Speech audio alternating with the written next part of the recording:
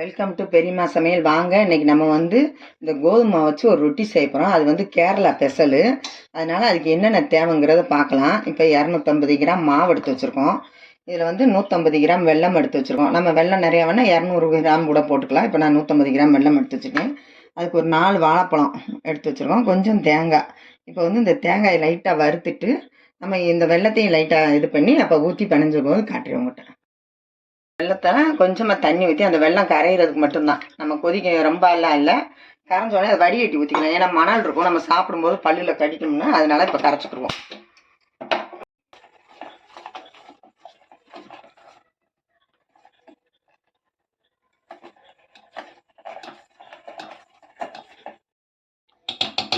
இப்போ வெல்லம் நல்லா கரைஞ்சிருச்சு, நம்ம எடுத்து வச்சுக்கிடுவோம் தனியாக.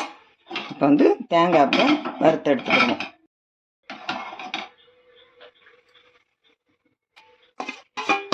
தேங்காயை வறுத்துக்கிறோம். வறுத்து போட்டோம்னா 2 நாள் வச்சுருந்தாலும் அது ஒன்றும் ஆகாது. அதனால நம்ம லைட்டாக வறுத்துட்டு போடுறோம். தேங்காய் சும்மா நமக்கு எவ்வளோ டேஸ்ட்டுக்காக தான் சேர்க்குறோம். அதனால் நான் சும்மா ஒரு கைப்பிடி அளவுக்கு தான் நான் தேங்காய் போட்டிருக்கேன். போதும். இப்போ இறக்கிடலாம். இறக்கி மாவில் போட்டுருவோம்.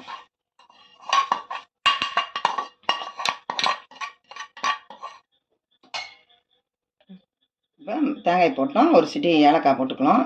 இதே ஆப்ப சோடாப்பும் போட்டுக்கலாம். இப்போ நான் ஆப்ப சோடா போடலை, நீங்கள் வேணால் போட்டுக்கிடலாம். இப்போ நம்ம வடிகட்டி வச்சுருக்க ஊற்றிக்கலாம்.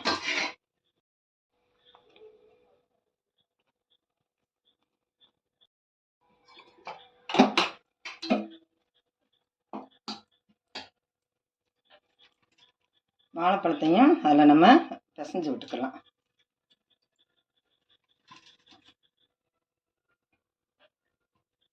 நல்லா டேஸ்ட்டாக இருக்கும். பிணைஞ்சு நம்ம ஒரு 1/2 மணி நேரம் ஊற வச்சுருவோம். ஊற வச்சுட்டு தட்டி நம்ம தோசைக்கல்லை வச்சு தட்டும்போது நல்லா ரொட்டி நல்லா டேஸ்ட்டாக இருக்கும். 2 நாளைக்கு கூட நம்ம வச்சு சாப்பிட்லாம். சூடாக இருக்கனால கையில் இப்படி கிளறி விடுறேன். அப்புறம் ஒன்றோட பிசைஞ்சு நமக்கு தான் அந்த இதெல்லாம் சேர்ந்து நமக்கு வாழைப்பழமெல்லாம் பிசைஞ்சு வரும்போது நல்லாயிருக்கும். இன்னும் கொஞ்சம் இருக்கு, நான் ஊற்றிக்கிறேன்.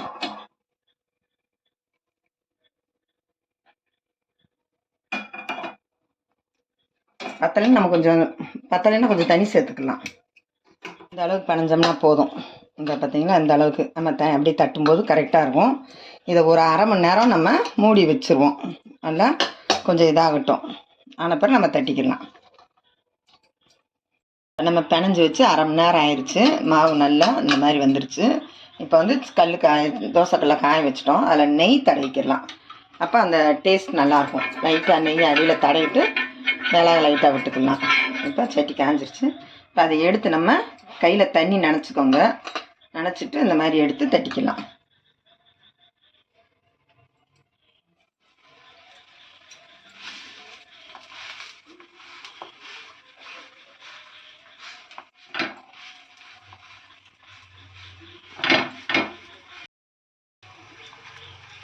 மிதமான சூடை வச்சுக்கலாம். லைட்டாக சூடு பண்ணிக்கலாம். ரொம்ப எரிய விட வேணாம். நல்லா கீழே மேலே வேகணும். அதனால் இந்த அளவுக்கு தட்டிக்கலாம். மேலே கொஞ்சம் நெய் போட்டுக்கலாம்.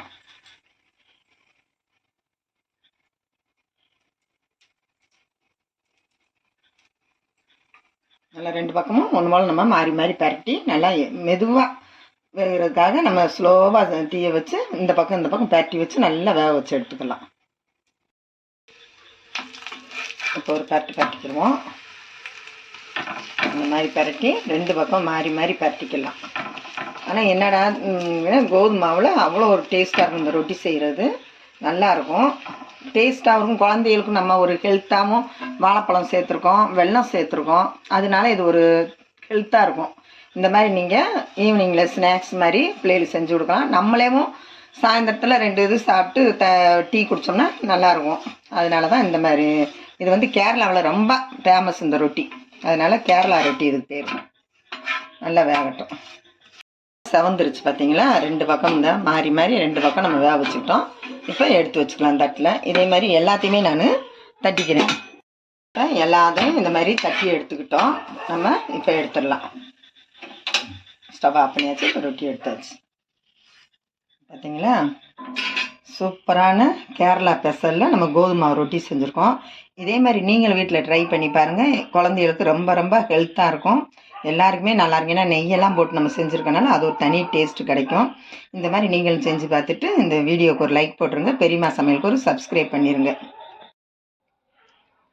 எவ்வளோ சாஃப்டாக இருக்குது பாருங்கள். சாப்பிட்றதுக்கே அவ்வளோ ஒரு டேஸ்ட்டாக இருக்கும்.